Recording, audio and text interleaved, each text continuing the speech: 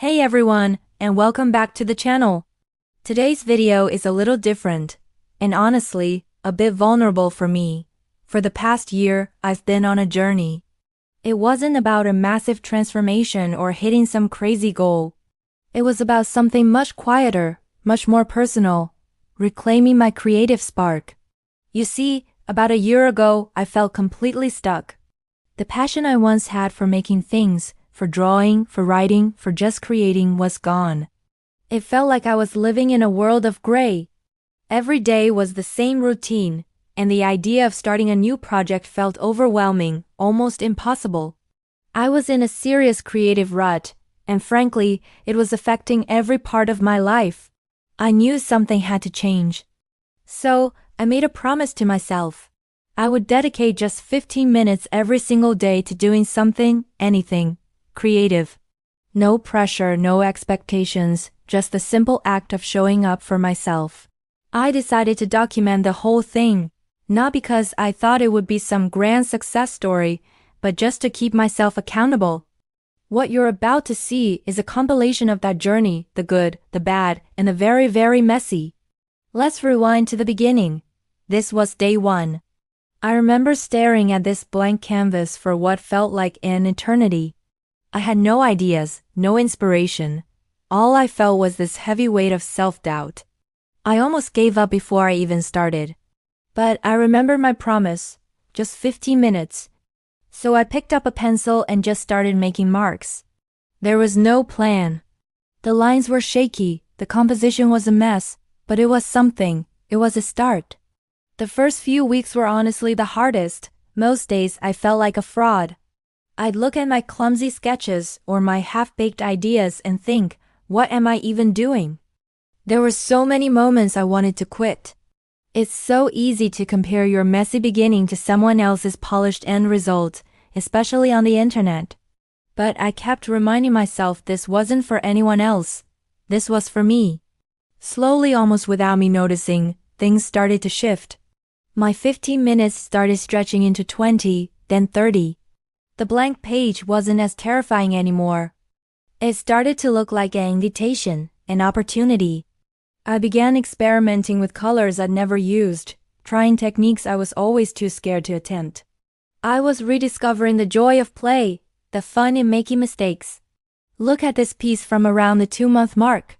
It's not a masterpiece by any means, but I remember feeling a genuine flicker of excitement while I was making it. I was finally getting out of my own head and just enjoying the process. I started to see inspiration everywhere, in the way the light hit the leaves on my walk, in the pattern of a crack in the sidewalk, in the colors of a sunset. The world was slowly starting to regain its color. I also decided to try something completely new, pottery.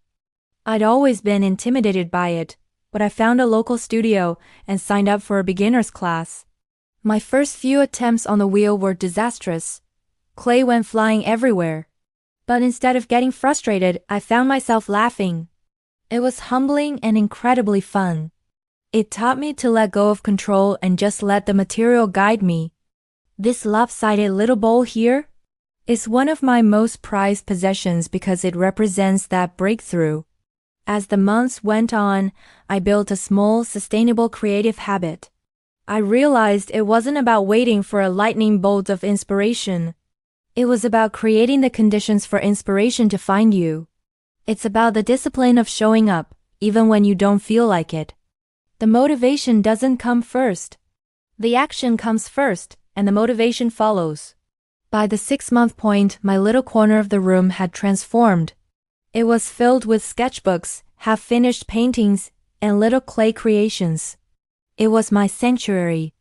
This space, which once felt so empty, was now buzzing with energy and potential. I was no longer just consuming content. I was actively creating my own world. One of the biggest lessons I learned was the power of sharing your work, even when it's not perfect. I started posting some of my daily sketches online, and the supportive comments I received were incredible. It turns out, a lot of people felt the same way I did. Connecting with that community made me feel so much less alone in my struggle. It's a powerful reminder that vulnerability can be a strength. Now, looking back at this footage from a year ago, it feels like I'm watching a different person. I see the doubt in my eyes, the hesitation in my movements. And then I see the clips from recent weeks, the confidence in my brushstrokes, the smile on my face as I'm lost in my work. The change isn't just in the art I'm making, it's in me. I feel more present, more engaged with the world, and more like myself than I have in a very long time. This journey wasn't about becoming a professional artist. It was about finding my way back to a part of myself I thought I had lost forever. It was about proving to myself that it's never too late to start over, to learn something new, and to reignite a passion. So if you're out there feeling stuck, whether it's creatively or in any other part of your life, I hope this gives you a little bit of encouragement. You don't need to make a grand sweeping change. Just start small, 15 minutes, one page, one small step.